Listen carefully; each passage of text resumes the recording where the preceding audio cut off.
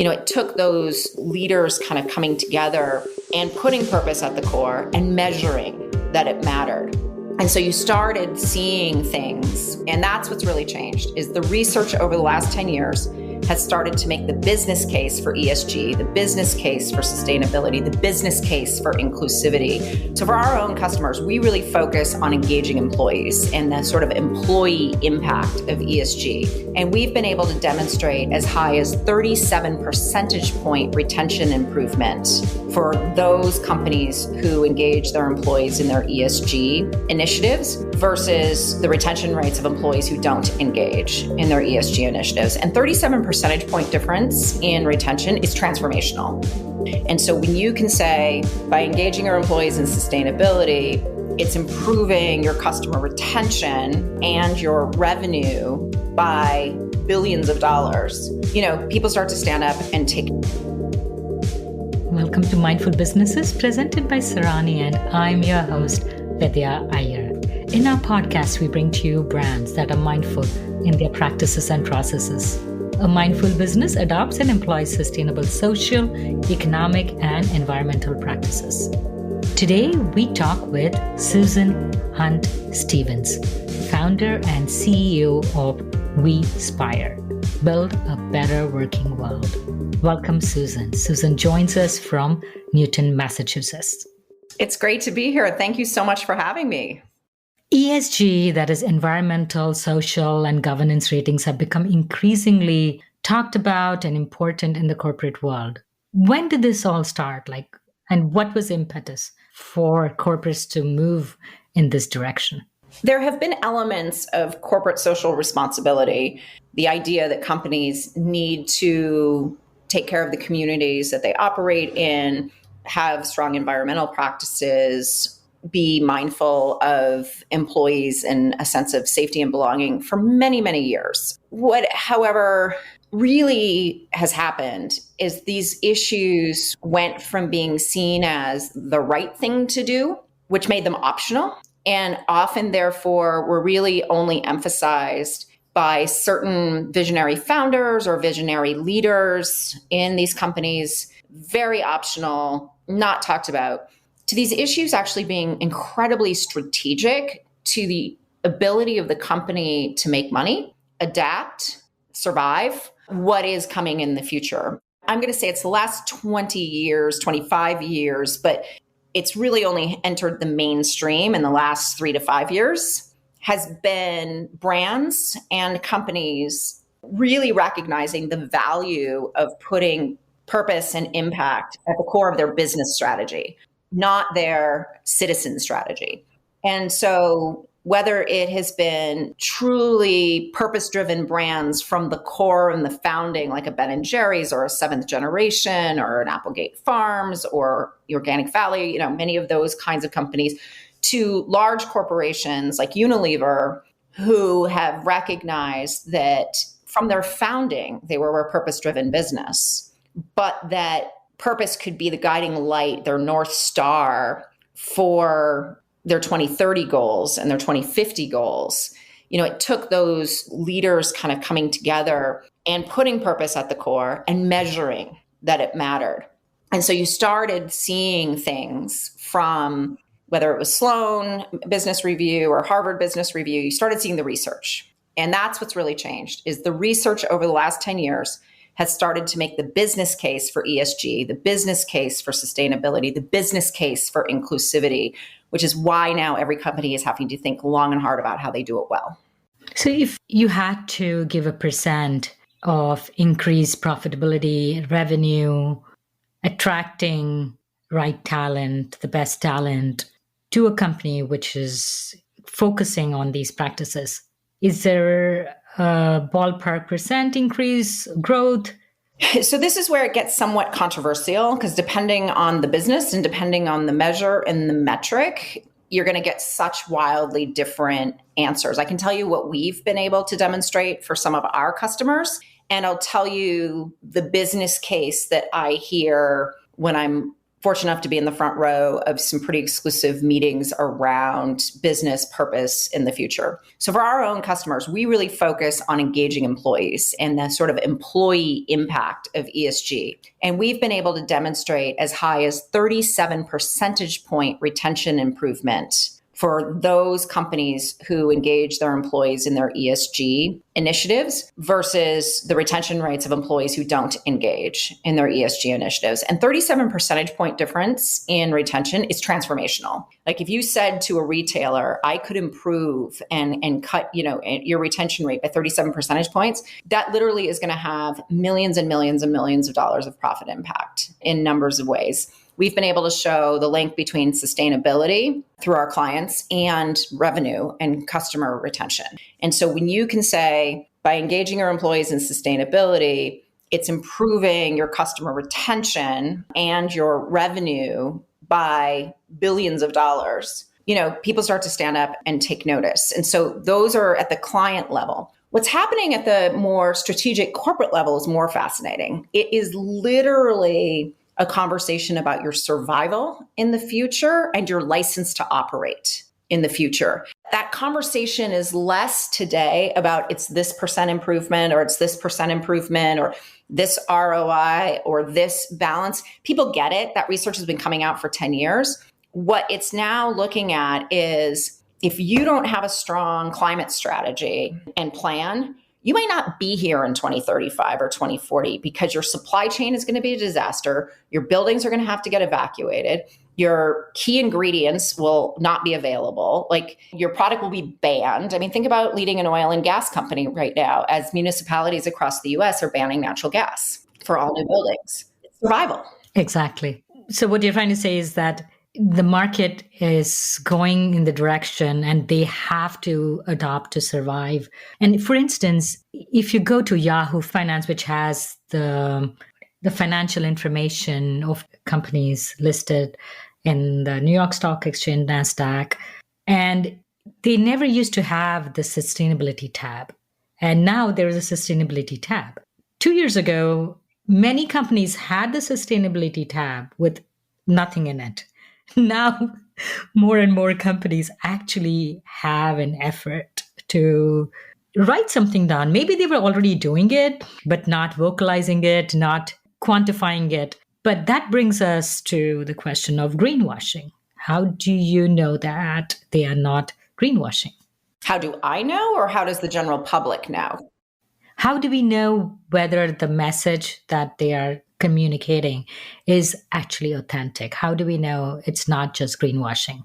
So in reality, we don't at a general population level. And that's in large part because many of the frameworks that the companies report out through are still voluntary and are not regulated and are not consistent with how things are measured.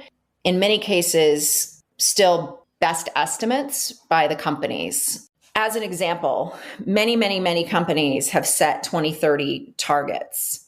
Only 13%, it may be a little bit more, that might be slightly a few months outdated number, but only 13% has set science-based targets. And so there's a huge difference between those who say, we're going to be carbon neutral, we're going to do this, and those who have science-based targets. Could you elaborate what exactly is science-based targets?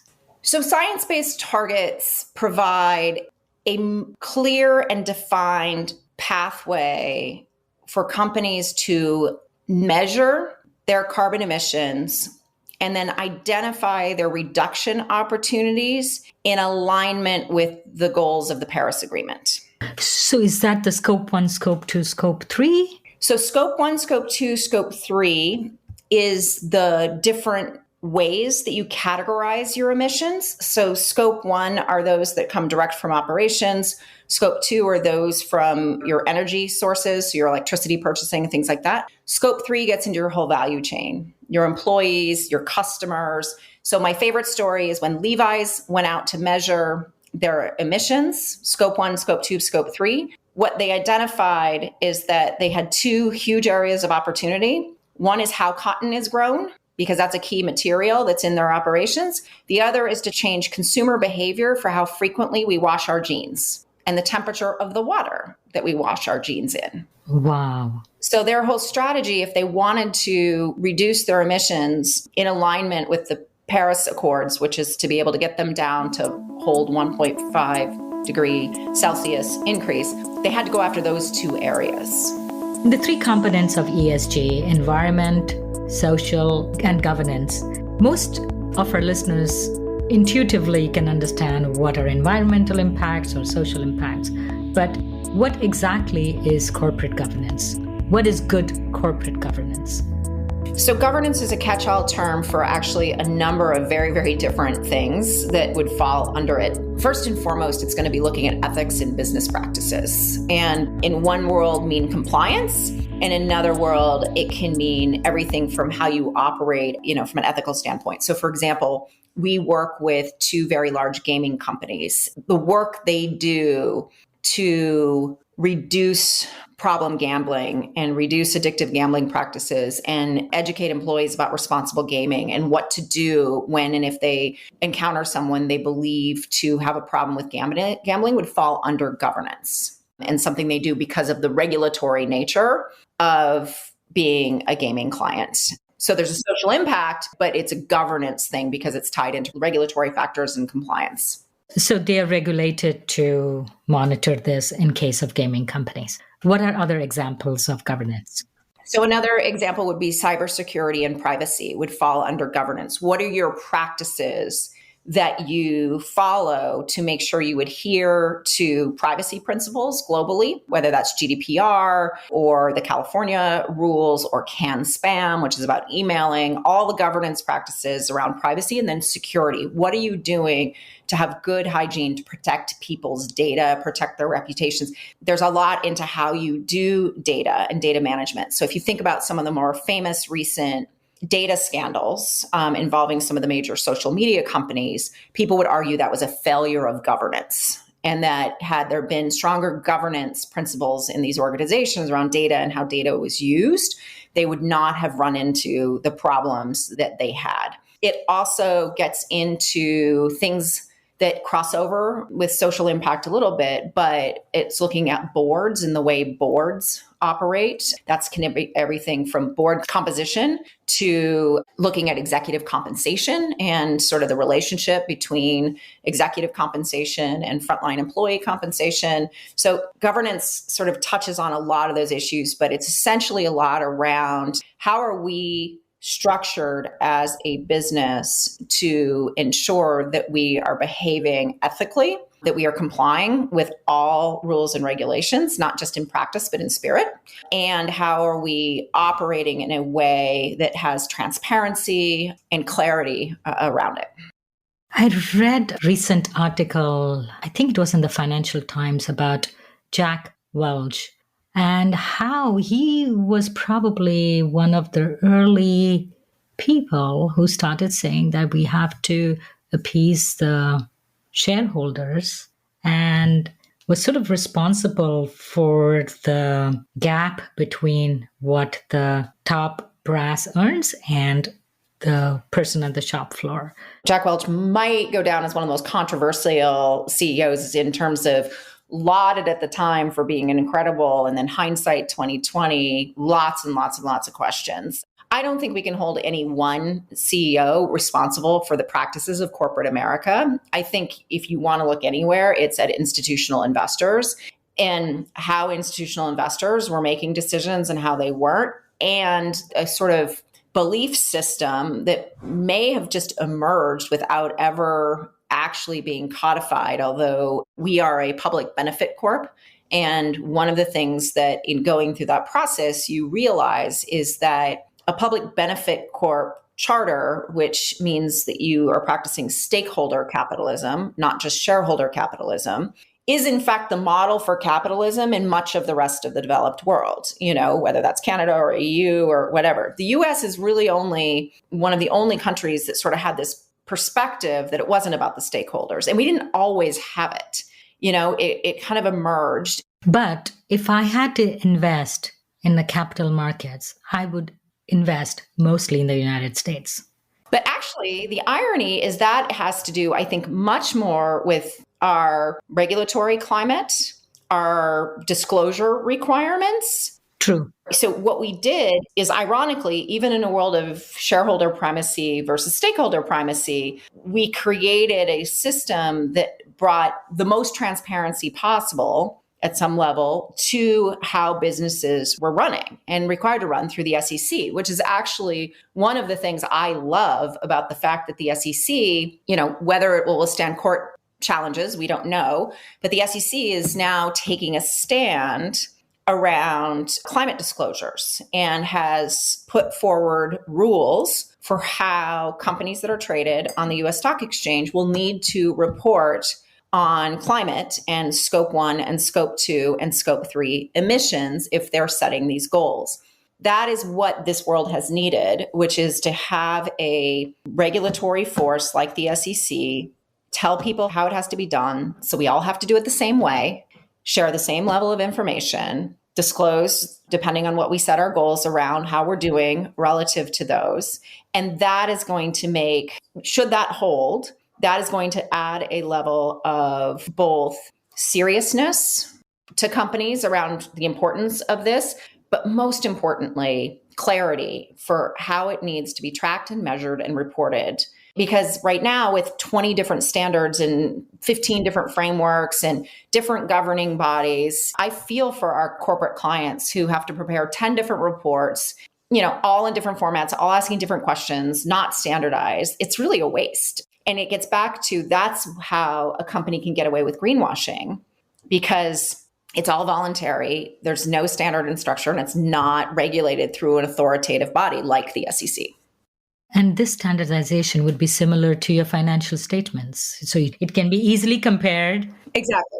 May have a template or a format where they have to follow. Or that we all follow the same rules, for better or for worse. It means you want to get the rules right. And this is where there'll be a lot of debates and a lot of bickering over what the actual standards are and what they need to be and what they conform with and what they don't. But I've been involved with the Sustainability Accounting Standards Board and trying to create what they call SASB, which is like FASB, which is trying to make it so that there is a standard for how it's reported. And I think those standards, along with some standards that are coming out of the EU, will influence heavily how the SEC chooses to do it. So is this problem primarily in American companies, or was it worldwide, but EU started changing sooner? It's a global problem. Whether you're headquartered in the US or headquartered in Europe or headquartered in Asia, if you're a multinational company, it sort of doesn't matter. You have to comply with the regions you operate in, but Europe's ahead. Europe is very much ahead on the governance and the regulatory frameworks around these things, particularly in the area of climate and climate-related disclosures, but even in things like board composition. Europe has more rules about representation, particularly for women on boards, for example, than the US has. And so there's just more regulatory progressiveness in Europe around these topics than in the US. But the US is catching up. And again, I think the most interesting thing to me is that $1 out of every $4 is now reported to be invested with some sort of ESG lens on Wall Street. That's transformative. That progressive liberal schools in the East Coast were asking their trustees to divest in 2013-14. And at that time, the trustees were throwing their hands up and saying, how will we ever make money on our trusts if we pull out of all these like oil and gas and other things that these students were protesting regularly? But now they have changed, like 8 years. They have changed. And they are finding alternatives, and if people stop investing in these investments, the money stops, and also start putting money into new climate initiatives, social initiatives, that will also help bring about this change. And of course, the regulatory requirement is, I think, actually really, really primary and very crucial to bring about any change. It is. And to make the change clearer and more transparent as it's happening, I'm going to go back to another social movement that will date me, but that happened when I was in college, which was divesting from companies that were connected to apartheid in South Africa. students were agitating, asking for folks to do it. It finally became a movement. People started to do it. And it is one of many things that brought about the changes to South Africa. It's not the only thing, but it was certainly a part of that change. I remember not buying some brands of chocolate, which were from that area. Yeah, it was a consumer boycott. It was investor boycotts. It was all of this that forced a change. And yet, if you look at what's happened since apartheid ended, it is incredibly positive in some ways, and there are still extraordinary challenges that South Africa faces. I think the same thing is true around divestment movements, which is that on the one hand, they can certainly be part of what brings around the massive change that's necessary, but they are not sufficient for solving the broader problem. That is, I think, where there's some very smart people on both sides of this issue who debate the challenge related to this, because the reality is today is that if we wanted to be powered 100% by renewable energy tomorrow, we just don't have the capacity and we couldn't do it. So there's a transition that has to happen, and it has to happen fast. I mean, really fast. And this is the part that if you are a hopeful person, you believe in America, you believe in the world, you believe in our ability to adapt, you believe in our ability to be innovative and to be able to make this happen. And if you are a pessimistic person, you look at how much time we have left, you look at what we have to do, and you say, it's going to get a lot worse before it gets better. And it's by definition going to have to get a lot worse to get people moving at the rate that they need to move to make it better. And taking a one-size-fits-all approach to every company that produces energy in any way, shape, or form might not be the most nuanced way to approach this, because there are some really amazing innovations that are happening through these companies that sometimes get labeled, as bad. And then there are some companies that absolutely deserve that label in the space. And I think that's the challenge in clean tech broadly, is that the asset holders, the people who have, for example, the oil and gas assets, it's trillions and trillions of dollars of assets we're asking people to strand, potentially a portion of, but it's also trillions of dollars that can go into innovation to bring around the solutions we actually need. So it is complicated, and no student likes to hear that it's complicated. At the same time, I'm really supportive of that message sending through the investors, because I actually think it's the only thing that moves markets. That's where my MBA comes in. When investors change, the world's change. So when the students convince the investors will convince a corporate business to change. So you worked for the New York Times company on the digital side. How did you come about starting Wespire? It's a fun story. Very few people know that the New York Times was one of the pioneers in behavioral advertising and marketing. And I was the first head of marketing for New York Times Digital. And we really pioneered a lot of the behavioral advertising and marketing capabilities on the internet. And so that's been my background since literally 1998. When you say behavioral advertising, it gives nefarious note to it. Yeah. But when I think of New York Times, I don't view it with that angle. Yeah. When I think of Facebook, I do think of it at that angle. But oh no, I wrote the very first white paper on behavioral advertising and marketing. Okay, go on. Not all behavioral advertising and marketing is bad. It's what are you trying to convince people to do? So we were trying to convince people to subscribe to the newspaper, to download our cooking app, things like that theoretically is going to make them more informed folks, live better lives. But it was the techniques we were using to do it. I then got very personally passionate about sustainability due to some food allergies that at the time my 2-year-old encountered that were pretty serious. And we had to change kind of everything about how we ate, how we lived to reduce exposure to chemicals in our air and water, things that were in our food. And I just got sort of personally interested in sustainability, even way before Inconvenient Truth, and was blogging about it and decided that I wanted to learn more. And so I went back to grad school at night and got a certificate in sustainable design from the Boston Architectural College. And while I was there, sitting in a class on the LEED system for green building, It was a gamified system where architects and developers and designers and building owners and tenants made decisions to do sustainable actions, earned points, and based on their points, got an achievement for the building.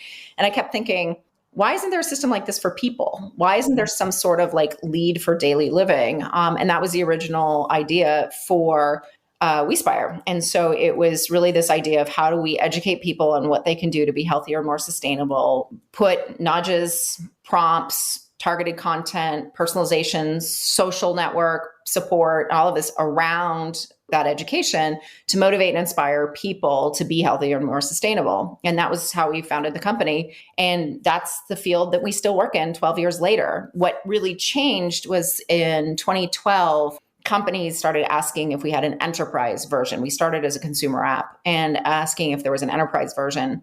And when we did a pilot of an enterprise version with the sort of first 6, 7 companies, what we realized it was even more effective in workplaces than it was in sort of a more personal social environment, because people were both more open to changing behavior at work, and also companies had a rational reason for doing it that kind of defied a lot of the politics. It didn't matter. It was good for business. Being sustainable, helping employees be healthy, it's good for business. And so it took away all this, if you're sustainable, you're a hippie liberal kind of bias that sometimes we ran into in the consumer environment. And so that has been kind of the most exciting part for me, having a business background, is seeing how engaging people in these programs has a really hard ROI and a hard business case around it.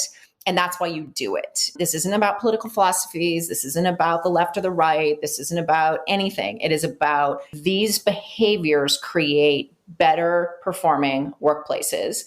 And ultimately, that is great news for society, for the employees that work in the company, and for those companies. And so if you're going to invest, look for that company that has really strong ESG scores and has really strong employee engagement scores, because you're going to earn more on your money when you do that than you will if they have low employee engagement or low ESG. So give us an example of one of the behavioral science tools that you use to change companies' internal culture. We use BJ Fogg's methodology, which looks at any behavior that you're trying to influence and breaks it down into people's ability to do that behavior, their motivation to do that behavior, and then puts nudges and triggers at the right time in the right place. Once ability and motivation are where they need to be to drive change, to get people to change. So depending on the behavior, let's take 2, converting your home to solar, or a workplace behavior, changing the way a housekeeper uses water when cleaning a shower in a hotel room. The first thing you have to do is you have to give the person the ability to make that change. Sometimes that's knowledge. Sometimes that's a process change. Sometimes that's the support. Sometimes that's the time. Sometimes that's, so it could be education. It could be prioritization. It could be anything that's related to giving me the ability to do this thing. Then you have to increase their motivation to do it. So why am I going to change my behavior? What's in it for me, essentially?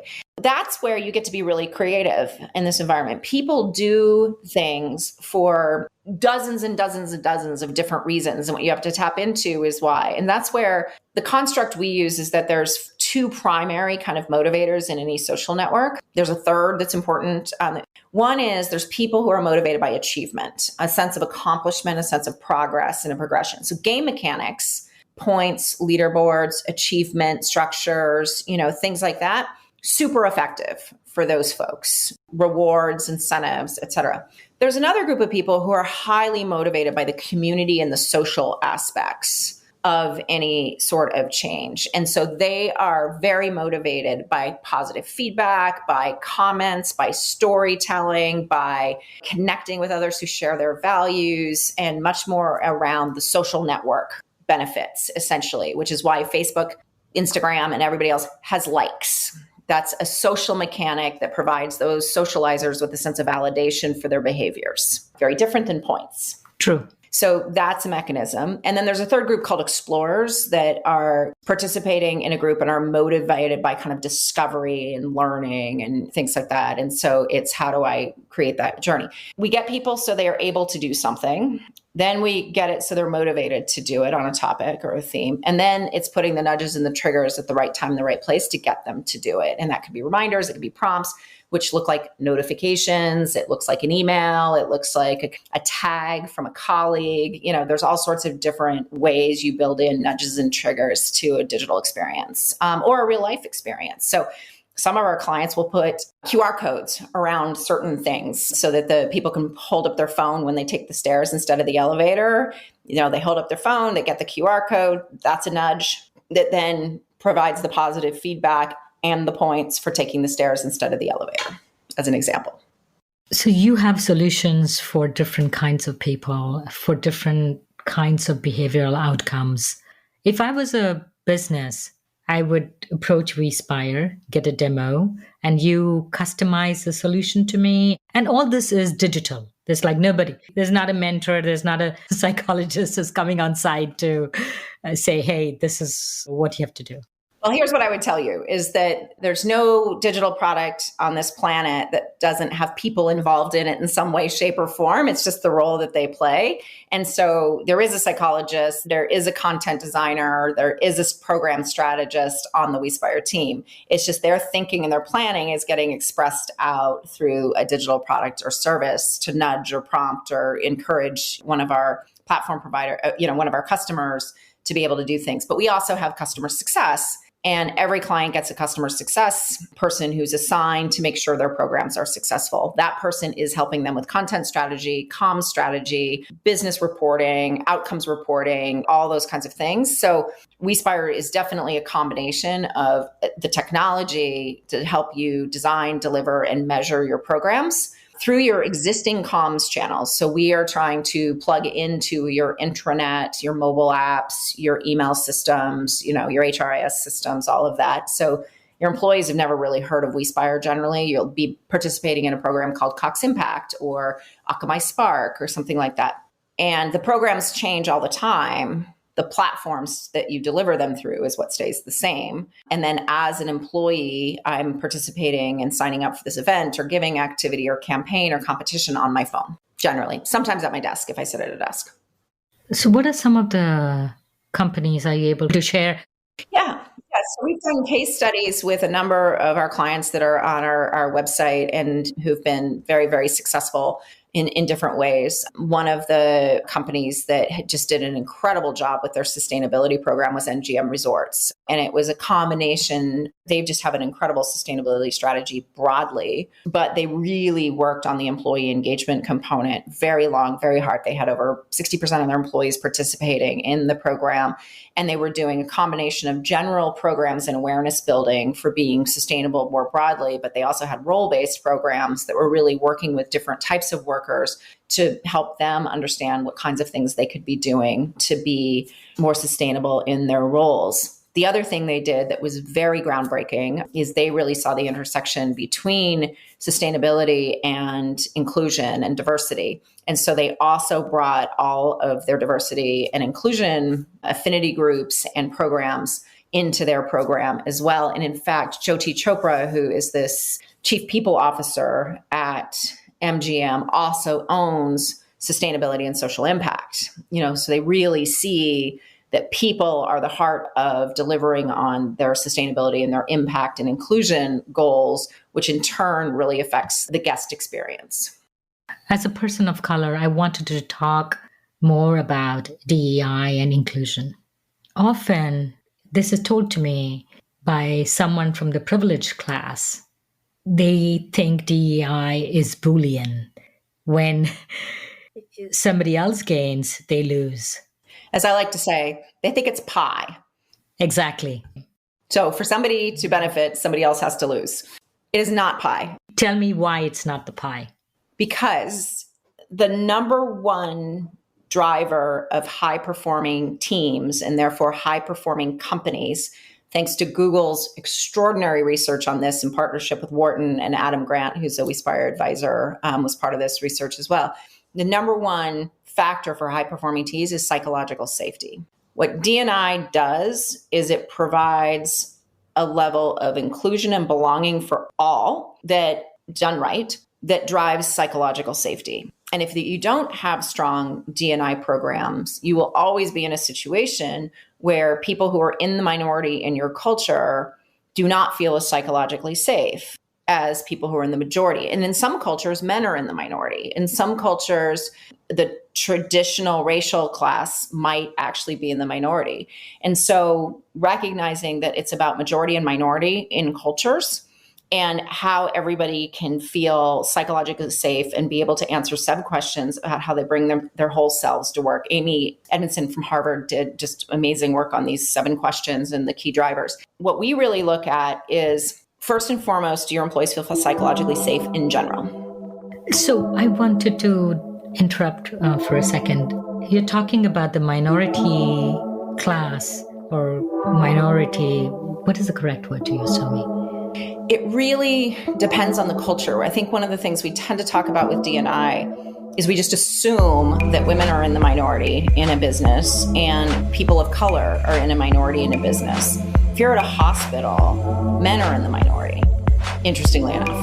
And so I think that's one of the reasons why when I talk about diversity and inclusion, I talk a lot about diversity and inclusion for all, because every business is different as to who's included, excluded, in the house, out of the house. When I was at the New York Times, it was union, non-union. So we talked about insecurities. So the minorities have their own set of insecurities, and people who are in the majority, they have their set of insecurities. How do you kind of manage that? And as a leader of a company, I am for inclusion. I say we have as diverse, as versatile, very talented pool. But to get that pool to actually understand each other, whether it is deliberate or whether it's conscious or subconscious, how do you change that? It's kind of baffling me, honestly. I want to separate for a second diversity and inclusion, because I think they're very, very different. And I will be the first to say that Wespire focuses on inclusion and belonging because it's behavioral. It's how we treat each other each and every day in our interactions. And as we interact with each other, are we making sure people feel safe to take a risk, bring their whole self to work, the 7 questions. And that's behavioral. Diversity answers the question of, do we have a representative population at all levels that we are wanting and intending to have? And if we don't, why not? And what are we doing about it to some extent?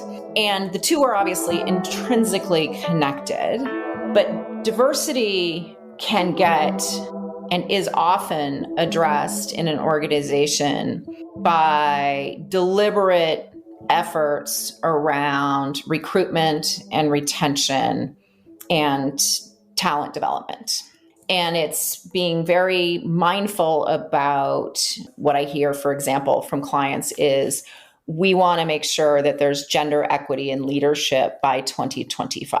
And they'll set a goal that looks at gender equity in leadership, or they'll say, we want to be representative of the US population in terms of racial composition. And those are kind of metrics that they're trying to get to, and they try to get to with a whole set of things. Inclusion and belonging is about the experience people have in being recruited into the organization, staying in the organization, and growing in the organization. And our experience in the research that we've done with some pretty large, pretty prominent, particularly one of the world's largest consulting firms, is you can be stellar on diversity and still be terrible on inclusion or diversity practices. But if you're terrible on inclusion and belonging, you will never hit your diversity goals. I'd like to put forth this analogy where you're invited to a party would be diversity. When you're asked to dance would be inclusion. And it can go even a step further, which is when you are taught to dance, that's equity. So you are not only invited to the party, asked to be a part of the party, you're given the skills to be successful at the party. That is really where, in my experience, having worked at organizations like the New York Times, who were so committed to diversity, and I led the diversity council there, and our clients that we've worked with who really are have the best practices around diversity, many are still struggling to have gender parity in leadership, to have equity in talent development and growth. And I think what that ultimately gets to when we dig into the research with them is that they haven't cracked inclusion and belonging. And as a result, there are major differences in psychological safety between those employees. And that ultimately is highly predictive of being able to hit those diversity goals. And so you have to do everything related to diversity. Absolutely. That's table stakes. And it's not easy to always keep that in the front mind and to not have people feel like it's pie and that somebody has to lose for somebody to win. What inclusion and belonging does is it starts to break down those barriers and it increases psychological safety. And what I love is that if you're improving psychological safety in your workplace, you're benefiting everybody because you make a better experience for everyone in the organization when you're focused on psychological safety, and you're creating a higher performing team in the process. And that makes people of all backgrounds feel very good. And I think a lot of the social interactions or even professional interactions that people have in the American culture is creating bonds by exclusion. You create bonds with a few by excluding. Case in point, the Finals Club, which led us to Facebook, right? The creation of Facebook, or the sororities or the fraternities, or the secret societies in some of the schools. So they are all creating networks by exclusion. And that's so ingrained in our culture. In our culture, it may even be in our DNA at some level, that we survived by tribing and protecting our tribe at the expense of other tribes. It's probably even deeper than that. What's interesting is that you can also look at cultures that have put more inclusivity in their core than other cultures who have been more successful than others.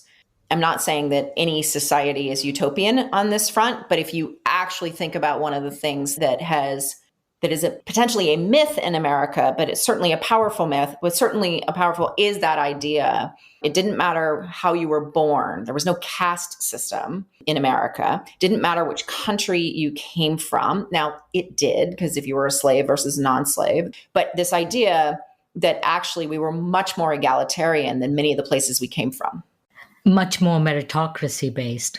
And much more merit based and things. And we thrived when other areas struggled because of that and because of that beacon, which is why I think aspirationally continuing to push the inclusivity knob is probably one of the most important things you can do for competitive advantage. My next question to you is, why stop at corporate America? Why not go to the high schools? I find so many folks who have been out of high school for 20 years wounded by their high school experiences. Yeah. As a small company, you have to make really, really difficult trade-offs. And when we looked at the opportunity even to go to the colleges, let alone high schools, it just wasn't clear that there was the financial commitment because they're not for-profit organizations. So there's a spiritual commitment to these things, but it's hard for them to invest and spend money on technology. And there was this real question in the colleges of who would own this.